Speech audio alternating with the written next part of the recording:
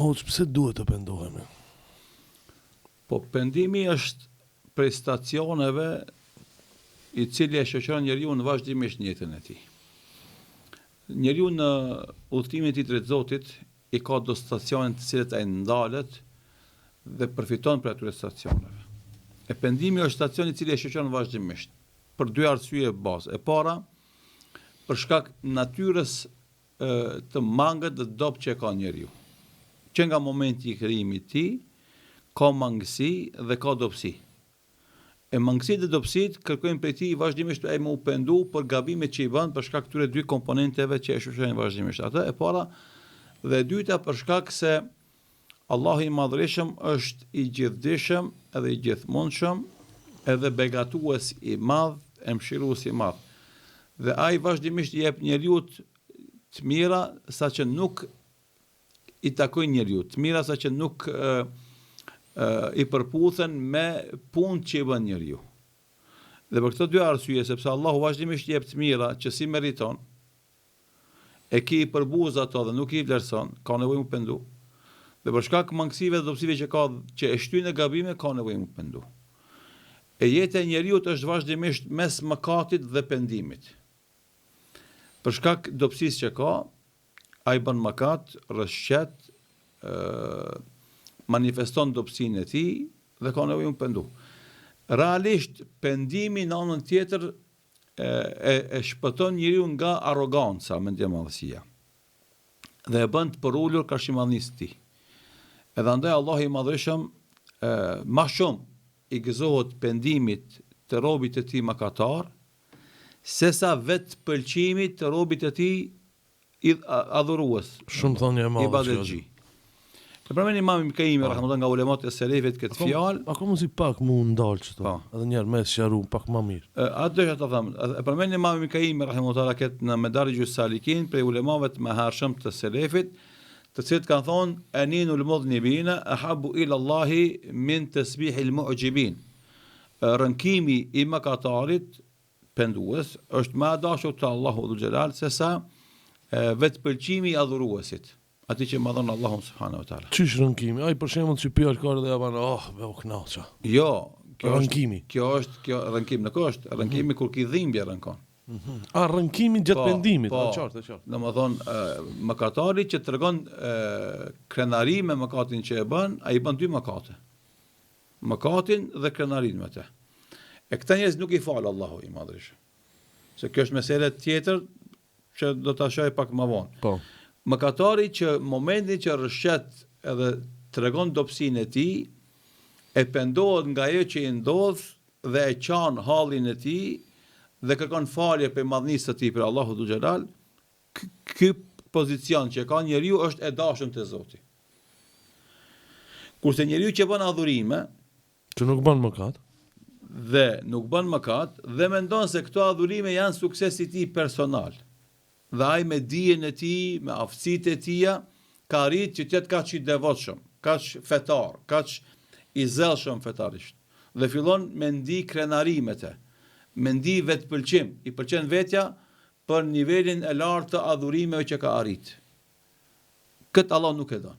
Më shumë e don këtë që mëkaton, edhe rënkon, edhe kërkon falje, edhe ndihet keq, do thotë edhe pendohet te Allahu xha se ky që bën vepra të mira, po nuk ja atribon suksesin Allahut dhe ndihmës së tij, po ja atribon vetvetes dhe aftësive të tija. Unë dhe me koni jam adhurues i mirë. E tash kjo është domosdoshmë se besimtari tu e ditë dobësinë e tij dhe tu e ditë mirësitë e Zotit, ai kurrë nuk çon krye para Zotit. E kjo ka dallim domosdoshmë për ulja, andaj raporti i njeriu me Zotin është raport ubudijeti, raport robërie. Ne jemi rob të Allahut. Edhe kjo është krenari, për shembull se na edhe kur flasim shpeshherë, hezitojmë me përdor këtë raport që kemi me krijuesin ton. Ai është pronari jon, na jemi robët e tij. Ai na ka kriju, na jetojmë me vullnetin e tij, me të mirat e tij. Andaj na i nështrohemi Allahu dhul Jalal, do thot me gjithë dëshirë. Se Zotën normalisht e kemi me zgjedhna, ama na me dëshirë kemi zgjedh me qenë robët e Allahut, sepse duke qenë robët e tij, faktikisht na jetojmë jetë të begatshëm në këtë botë, me lumturi, domethënë të madhe në këtë botë dhe fitojmë xhenetin. Po ndryshe jo. Ai që bën adhurime, tu mendon se i bën vet, ai faktikisht fillon me adhuru egon e tij, vetveten. Pra nuk i bën adhurimet për të treguar robrinë e tij ndaj Allahut. Por i bën adhurimet për të treguar se ai ka kontroll ndaj egos së tij. Ose për me tregu të tjerëve se është i disiplinuar.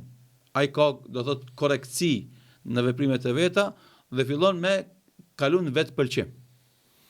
Edhe në ku themi vetë pëlqim, domethënë këto fjalësh me pëlqy vetveten, me admiru vetveten, me adhuru vetveten, me mendu se domethënë ti nëse Zoti s'ka drejt me dënu tyje, Zoti ka me shpërbly detyrimisht tyje.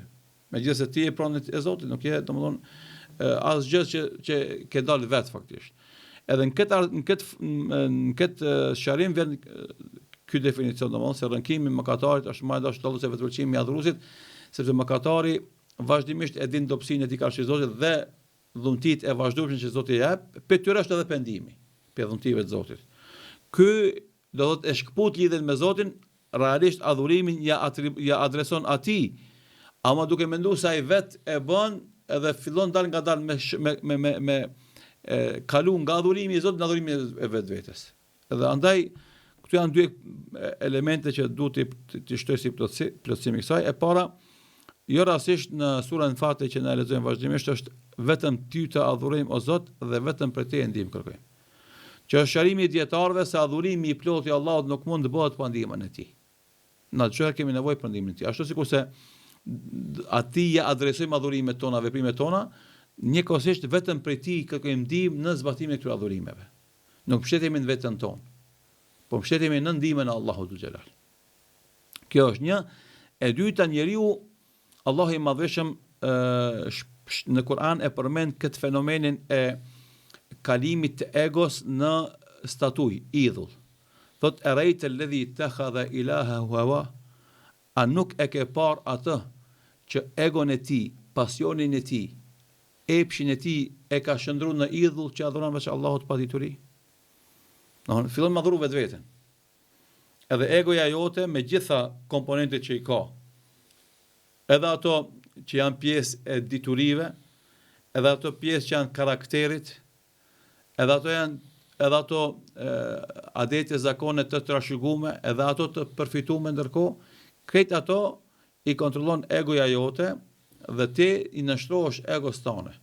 Edhe kur adhuron Allahun, adhuron për shkak urdhit që të jep egoja. Edhe kur i del karshia Allahut, i rebelohesh karshit tij, del për shkak asaj që thot egoja jote. Ande ky njeri në këtë rast, edhe kur është adhurues, edhe kur është rebel, është nën komandën e egos së tij. Ai realisht adhuron egon e tij, jo Allahun subhanahu wa taala. Janë ndjenja, janë gjendje shpirtërore, mentale, të cilat nuk mundesh me i sqaru pa i përjetu. Por ulemat islamit fatmirësisht neve na kanë dhënë një thesar shumë të madh fetar duke i sqaruar këto gjëra dhe kërkojnë prej besimtarit me qenë i porulën vazhdimisht. Edhe andaj edhe momentet më spikatëse të adhurimeve në islam janë të poruluna, sikur është namazi.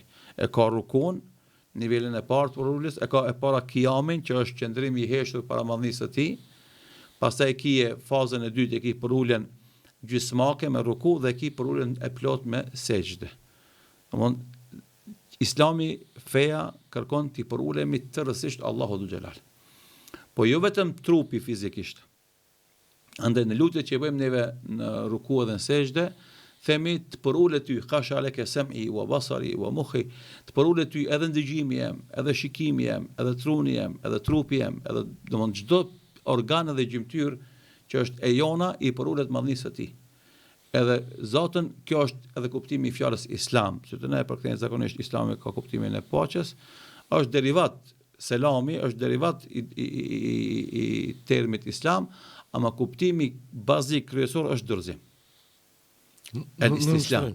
Ti nështrohemi, ti dorëzohemi, domethënë kur ti je për shembull para një armikut më të fortë se ti, edhe ti s'ki asnjë mekanizëm që të ndihmon më ballafaqu me te. Ai të gjitha situatat është në epërsi ndaj teje. E ti çka mund dorëzohesh. Momentin që dorëzohesh, ai vendos çka bën me ty. Edhe kështu është raporti i njeriu me krijuesin e tij, me Allahun dhu xhelal. Është raporti i dorëzimit. Ne nëse nuk i dorëzohemi atij, dijes së tij, urtësisë së tij, fuqisë së tij, atëherë na nuk ka mundësi me qenë besimtar të vërtet, musliman të mirëfillt. Secili prej nesh që i thot vetes musliman, i thot vetes besimtar, mirë po kur don me i dorëzo Allahut i dorëzohet. Dhe kur don me e përjashtu këtë raport nga jeta e vet, e përjashton, ai s'mund me qenë musliman. Edhe kjo është kuptimi i ajetit kuranor ku Allah thot ja ayyuhalladhina amanu udkhulu fi silmi kafa. O ju besimtar, hyni tërësisht në Islam. Dorëzoni tërësisht Rabbul Alaminit. Ose ajo ku Allah thot sibghat Allah wa man ahsanu min Allah sibgha.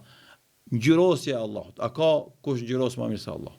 Do të Islami depërton në çdo qelizë tonën. Fe islame me mësimet e veta, Allah i madhëshëm me urdhat dhe ndalesat e tija dhe me udhëzimet e tija, tjetë pjesë përbërëse e çdo atomi mbrenda nesh. Çdo qelizë mbrenda nesh. Që na të jemi besimtarë. E tani, duke pas parasysh këtë raport dorëzimi dhe nështrimi, edhe në momentumet e gabimit edhe mangësisë që janë karakteristike e njerëzit, haresa për shembull, si vesë që ka njeriu, pasioni e epshit që ka kriju Allah i madhërisht brenda tij, mungesa e vullnetit mjaftueshëm për ta vënë vepër të mirë, domthonë hezitimi, që është gjithashtu pjesë e karakterit të njeriu. Këto janë ato pikat e dobta që i ka njeriu, pastaj shtoja kësaj edhe cytjet që vijnë nga vetja e tij apo nga shejtani, apo nga njeriu iblis, shejtan, rrethona domthonë, tutë rrethonat objektive, domthonë është ana subjektive, dobësi që kemi dhe rrethonat objektive shejtani me ushtrinë e vet, që e ka për gjinëve dhe për njerëzve dhe normalisht epshi dhe pasioni i cili ja humb vullnetin për ta bënë një vepër të mirë apo i sjell dyshime dhe më dyshe që ata boja mos ta boja është e mirë s'është e mirë apo i sjell dilema dhe më dyshe për ta nxitur në vepra që s'kan bazë në fe. Për shembull, kur s'mundet me largu shejtani ose vezvesja e tij nga një vepër e mirë, e nxit me bënë një vepër sipërfaqësisht e mirë, mirë po ajo s'ka bazë në fe.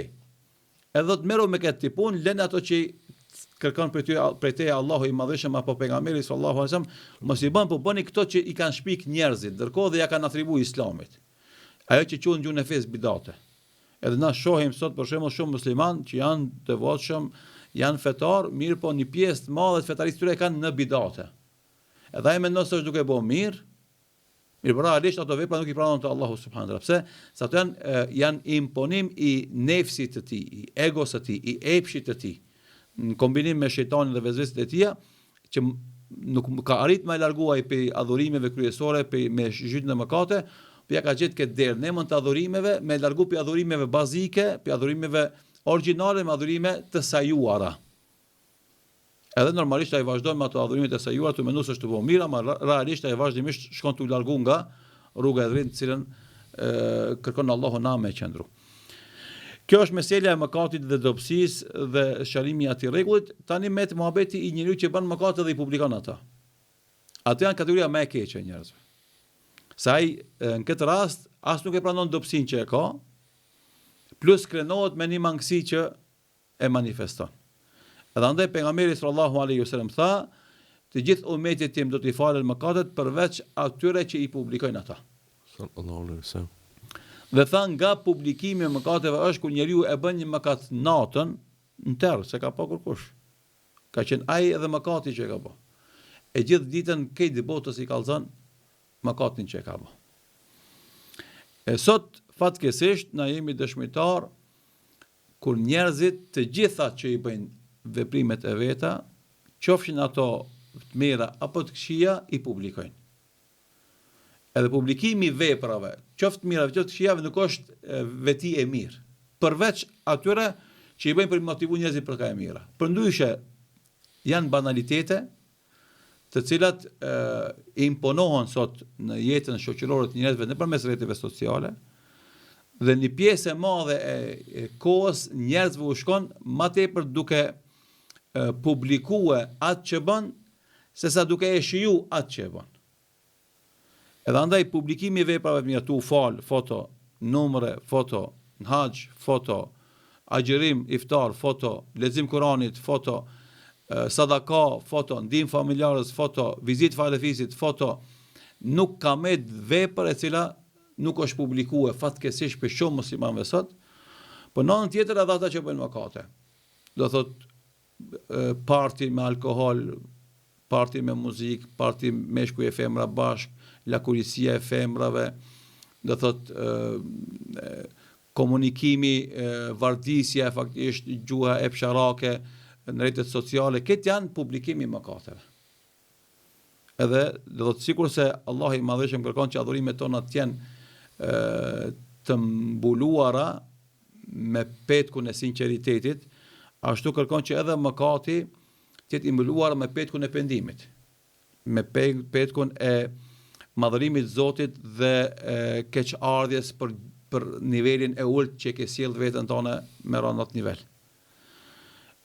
Fatkesisht sot do thot në dy mejdanet na kemi një publikim të hatashëm të gjërave që e sjell në diskutim real kush sa është fetar. Ky adhuruesi i cili çdo gjë që e bën e publikon, edhe ky mëkatari çdo gjë që e bën për mëkateve publikon, që ky adhuruesi me publikimin rrezikon pranimin e këtyre veprave, sepse fillon me mungu sinqeriteti, piknisja për çka e bën atë vepër, a e bën për Allah apo e bën për syefasi, edhe te ky mëkatari nuk le hapësirë Allahu më ia fal për shkak se ai nuk nin keqardhje pse ka bërë gabim, po ndihet krenar ose spaku shtirret se është krenar për atë mëkat që ka bërë, sepse realisht te këta mëkatar që i publikon mëkatet e veta vazhdimisht, vjen një momentum që ata ndjen down, tram për tokë se e kanë ngarku shpinën e tyre me mëkate dhe me krenarim ato mëkate dhe kanë kuptuar se shumë zullum vetes i kanë bërë dhe shumë arrogancë dhe mendjemadhsi ndaj atij që s'duhet me tregu kanë treguar ndaj Allahut xhelal.